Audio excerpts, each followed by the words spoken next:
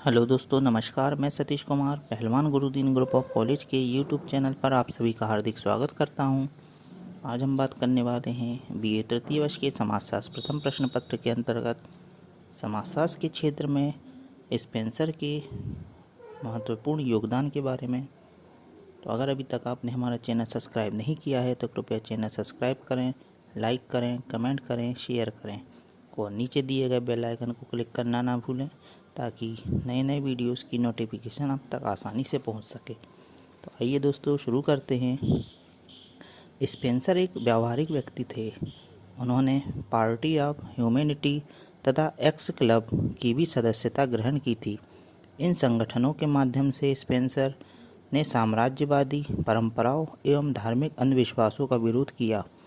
Non conformist नामक पत्रिका में भी स्पेंसर ने विभिन्न विषयों पर अनेक लेख लिखे। स्पेंसर के विचारों पर Auguste Comte, Adam Smith, Jeremy Bentham, Malthus, Darwin, Karl Marx एवं एंजल्स के विचारों, सिद्धांतों एवं कार्यों का काफ़ी प्रभाव रहा।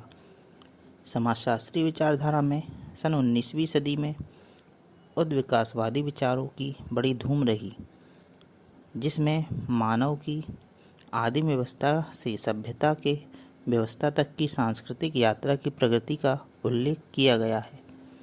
प्रारंभिक समाजशास्त्री और मानवशास्त्री इस विचारधारा से इतने प्रभावित थे कि उन्होंने समाज का विकास प्रकट करने के लिए उनके विभिन्न चरणों जैसे शिकार एवं फल फूल एकत्रित करने, पशुचारण, कृषि और औद्योगिक अवस्थाओं से गुजरने की बात कही।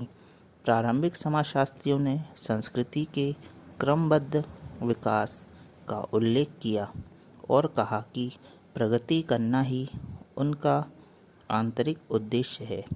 यह उद्विकास एक आवश्यक और सार्वभौमिक तथ्य है। यद्यपि 19वीं सदी के उद्विकासवाद की आज उपयोगिता नहीं रही, फिर भी आधुनिक समाजशास्त्र पर इसका प्रभाव आज भी बना हुआ है।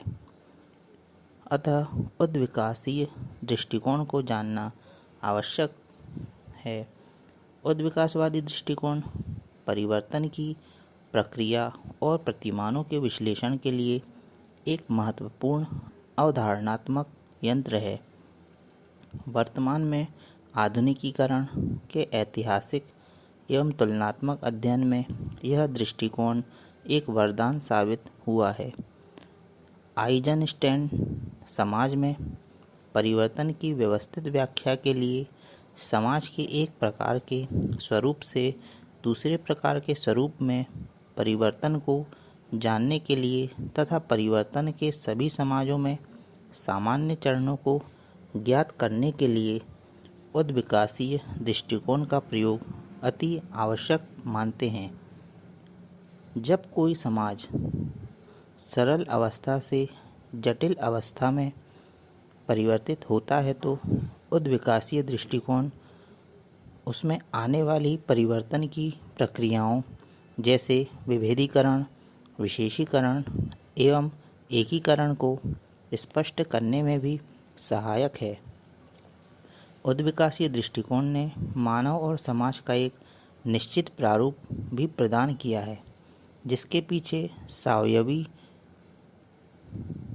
उद्विकास और संरचनात्मक प्रकार्यात्मक की दार्शनिक अवधारणाएं छिपी हुई हैं। उद्विकासीय दृष्टिकोण एक विवरणात्मक प्रकार की परंपरा है, न कि व्याख्यात्मक सैद्धांतिक व्यवस्था। प्राथमिक रूप से यह एक ऐसा उपागम है जिसके आधार पर हम विभिन्न समाजों में घटित होने वाले सामाजिक परिवर्तनों का अध्ययन कर सकते हैं। यह एक विशिष्ट समाज व्यवस्था है, संबंधित सामान्यीकृत सिद्धांत नहीं है। समाजशास्त्र में उद्विकास की अवधारणा प्राणिशास्त्र से ग्रहण की गई है।